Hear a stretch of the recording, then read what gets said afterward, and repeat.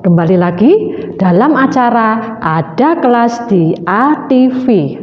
Masih semangat anak-anakku yang hebat? Untuk lebih menambah semangat, yuk kita bermain pantun sejenak.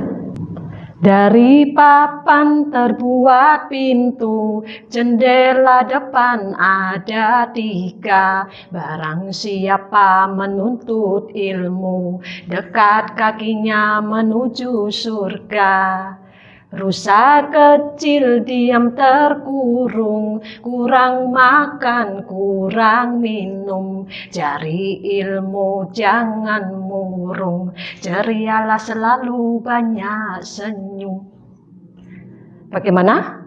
Sudah semangat hari ini? Sekarang kita akan membahas materi tentang bela negara.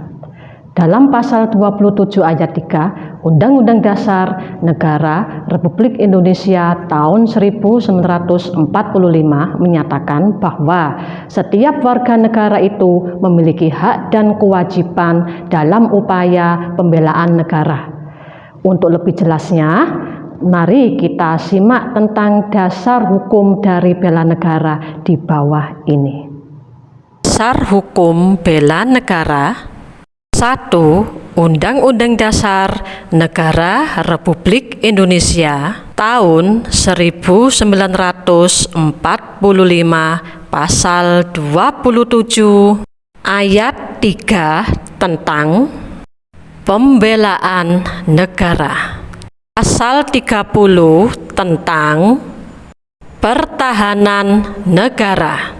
Ketetapan MPR Republik Indonesia nomor 6/MPR/2000 tentang pemisahan TNI dan Kepolisian Republik Indonesia. Ketetapan MPR Republik Indonesia nomor 7/MPR/2000 tentang peran Tentara Nasional Indonesia dan peran Kepolisian Negara Republik Indonesia. Keempat, undang-undang yang meliputi Romawi A, Undang-Undang Nomor 2 Tahun 2002 tentang Kepolisian Negara Republik Indonesia. Romawi B, Undang-Undang Nomor 3 Tahun 2002 tentang Pertahanan Negara. Romawi C, Undang-Undang Nomor 34 Tahun 2004 tentang Tentara Nasional Indonesia.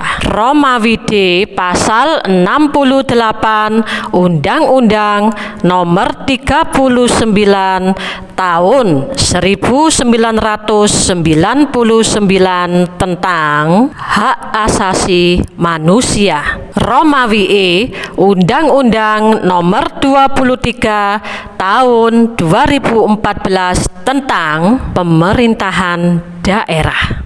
Baiklah, tadi kalian sudah menyimak tentang dasar hukum dari bela negara. Jadi dapat dipahami bahwa tugas dan tanggung jawab membela bangsa dan negara itu bukan hanya dari aparat keamanan seperti polisi dan TNI, namun juga hak dan kewajiban seluruh rakyat Indonesia dalam membela negara sesuai dengan kemampuan masing-masing. Sekarang ada pertanyaan, mengapa warga negara wajib membela negaranya? Perlu dipahami anak-anakku bahwa warga negara itu adalah sebagian bagian dari suatu bangsa yang menempati wilayah negara tersebut. Masih ingat ya tentang unsur-unsur suatu negara, di mana ada 1, pemerintahan yang berdaulat, 2, ada rakyat, 3, ada daerah atau wilayah, 4, pengakuan dari negara lain. Jadi salah satunya kita sebagai rakyat harus wajib membela dan mencintai tanah air kita. Oleh karena itu selayaknya kita harus memiliki kesadaran akan kecintaan terhadap tanah airnya. Apapun yang terjadi, Jika dilandasi oleh rasa cinta, maka pengorbanan apapun akan dilakukan. Sama seperti kalian anak-anakku ya, jika di keluarga kalian ada sesuatu yang menimpa, pasti kalian akan berusaha sekuat apapun, membela apapun demi keluarga kalian. Betul apa tidak?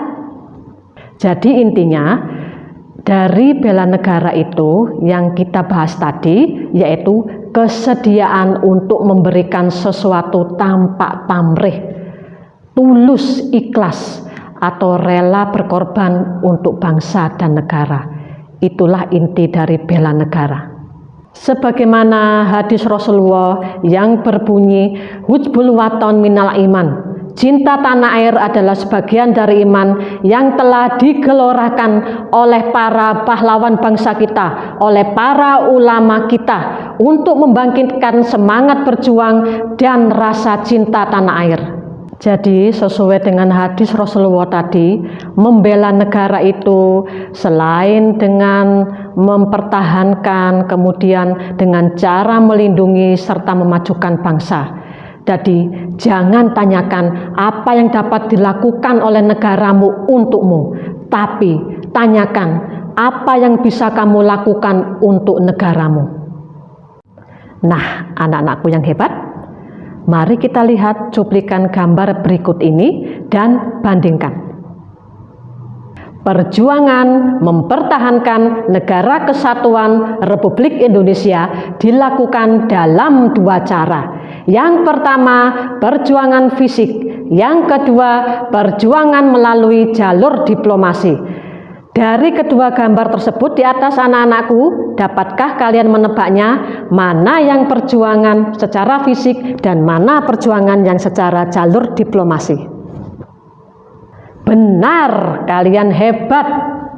Baiklah, supaya lebih jelas kalian, Ibu akan memberikan contoh bentuk perjuangan bangsa Indonesia melalui jalur diplomasi dan melalui perjuangan secara fisik.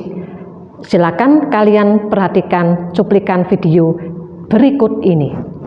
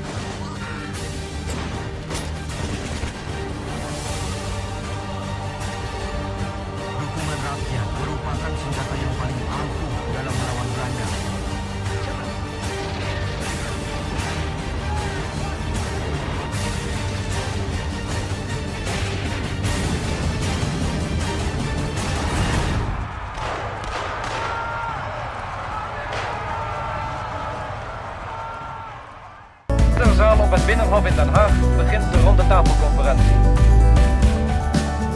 Minister-president Drees opent de plechtige bijeenkomst met een reden waarin hij onder andere zegt: wanneer de conferentie leidt tot bevredigende overeenstemming, gevolgd door praktische verwerkelijking van de gestelde doeleinden, dan wordt de deur geopend naar een onafhankelijk en soeverein Indonesisch volksbestaan en naar het samengaan van beide volkeren op de basis van vrijheid en vriendschap.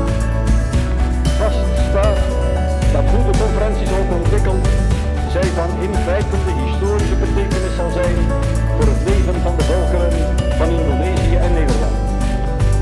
Wij houden deze conferentie voor het oog van de wereld en wij zullen moeten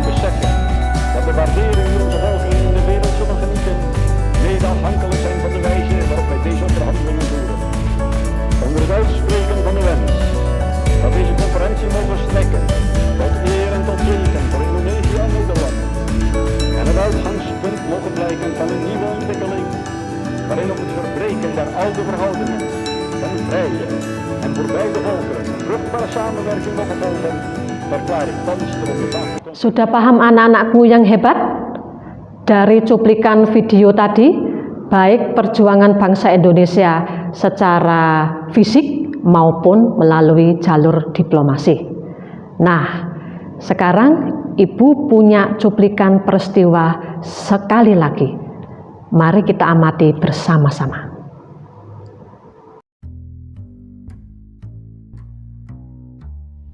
Sama kayak virus yang bikin flu di tubuh kita, kabar palsu itu cepat menyebar kemana-mana.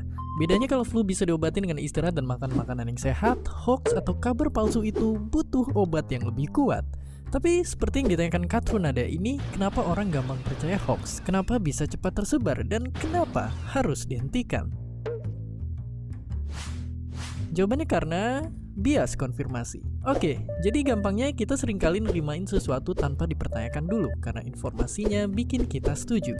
Ya, itu karena hoax berisi info yang bombastis, sensasional, dan bikin pembacanya merasa harus cepat-cepat menyebarkan informasi yang ada tanpa bertanya-tanya. Akhirnya kabar palsu yang menipu pun bisa menyebar secepat kilat menyambar. Tapi kenapa hoax itu harus dicegah? Dan bagaimana mencegahnya? Simpelnya, karena hoax itu jahat. Saking jahatnya, hoax ini sering dipakai sama politikus buat ngejatuhin lawan, dipakai sama teroris buat menyebar ancaman dan ketakutan, sampai orang-orang kurang kerjaan yang hobinya niupin rasa kebencian. Intinya jika dibiarin, kebohongan yang diulang-ulang akan dipercaya sebagai kenyataan. Dan jika itu terjadi, dunia akan penuh manipulasi dan tipuan. Sampai akhirnya kita tidak tahu mana yang jujur dan mana yang ingin membuat hancur. Lantas, bagaimana cara mencegahnya? Biar hoax bisa mental, kita harus punya istilah kerennya kemampuan literasi digital. Lewat cara ini semua orang bisa mencari, menilai, menggunakan, sampai nyebarin, bahkan bikin konten yang positif dan buang yang negatif ketika pakai teknologi digital dan internet. Jadi setiap ada yang bilang ada ledakan di suatu tempat, batu canggih yang katanya bikin penyakit cepat hilang, atau kabar tentang orang yang bisa melipat gandakan uang, kita bisa buru-buru cek ke mesin pencari dan tanya kebenarannya sebelum percaya dan bahkan nyebarin kemana-mana. Jadi, kalau nemu informasi nggak cantumin nama penulisnya, sumbernya cuma dari grup sebelah aja, isinya bombastis dan penuh sensasi sampai asumsi-asumsi yang tidak terbukti, informasi itu harus dicurigai. Karena bisa jadi kabar itu kabar palsu dan cuma bikin kita ketipu. Dan seperti biasa, terima kasih. Nah, dari peristiwa yang telah kalian amati tadi, kita bisa menarik beberapa kesimpulan. Biarpun Indonesia telah merdeka, jangan sampai kita terlena. Apalagi kita menganggap kita ini sudah merdeka, tidak ada lagi yang akan menjajah negara kita. Itu salah. Karena dasarnya, walaupun bangsa kita sudah merdeka, tapi masih banyak ancaman, tantangan, gangguan yang ingin mengganggu keberlangsungan Negara Kesatuan Republik Indonesia. Ancaman yang terus berlangsung. Semakin berkembangnya zaman, bentuk ancaman bukan lagi berupa serangan fisik, melainkan telah memasuki segi-segi kehidupan masyarakat Indonesia, baik dalam bidang ekonomi, baik dalam bidang sosial budaya, baik dalam bidang politik, baik dalam bentuk ideologi. Untuk itu, setiap warga negara harus ikut berpartisipasi dalam upaya bela negara, terutama kalian anak-anakku, generasi muda, penerus harapan bangsa, di mana dalam masa sekarang ini media sosial merupakan salah satu bentuk ancaman yang menggerogoti sendi-sendi persatuan dan kesatuan bangsa Indonesia. Ingat, kalian jangan sampai terlena.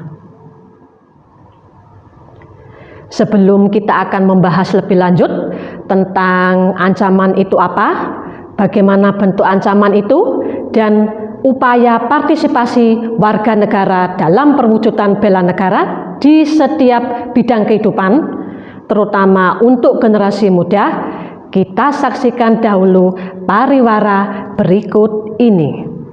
Tetap jaga 3M. Mencuci tangan, memakai masker, menjaga jarak. Jaga iman, jaga imun, dan tetap di channel Ada Kelas di ATV.